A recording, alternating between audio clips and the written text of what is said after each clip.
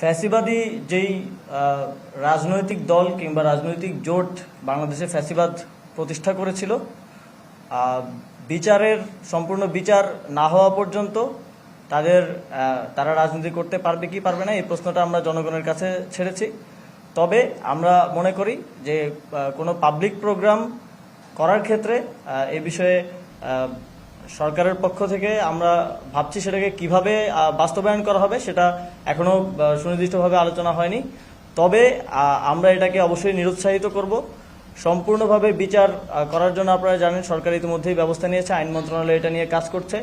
মানবতা বিরোধী অপরাধের হিসেবে তাদের বিচার নিশ্চিত করা হবে।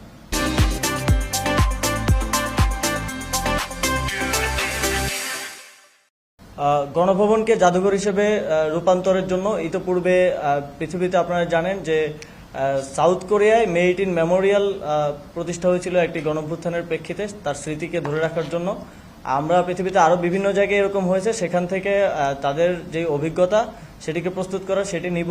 কিভাবে একটি সুন্দর জাদুঘর এবং কিভাবে ফ্যাসিবাদী সময়ের যেই অত্যাচারের যেই স্মৃতি এবং আমাদের শহীদদের স্মৃতি কিভাবে সংরক্ষিত করে একটি সুন্দর জাদুঘর করা যায় এ বিষয়ে খুব দ্রুত দৃশ্যমান পদক্ষেপ নেওয়া হবে এবং গণপূর্ত মন্ত্রণালয় এবং পররাষ্ট্র মন্ত্রণালয় যৌথভাবে এই কাজটি সম্পন্ন করবে।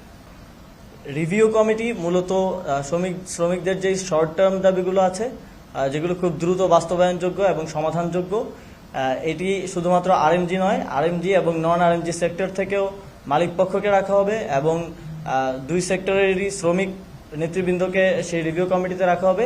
একটি রিভিউ কমিটি আমরা দ্রুতই ঘোষণা করব। সেই রিভিউ কমিটিতে শর্ট টার্ম যেই দাবিগুলো আছে, যেমন শুধু শ্রম আইন কিংবা মজুরির যে বিষয়গুলো, এগুলো তো লং টার্ম ট্রাইপারট্রাইট যেই বৈঠক আছে তার মাধ্যমে, আলোচনার মাধ্যমে সমাধানযোগ্য। যেগুলো খুব দ্রুত সমাধানযোগ্য সেই বিষয়গুলো নিয়ে কাজ করবে এই রিভিউ কমিটি।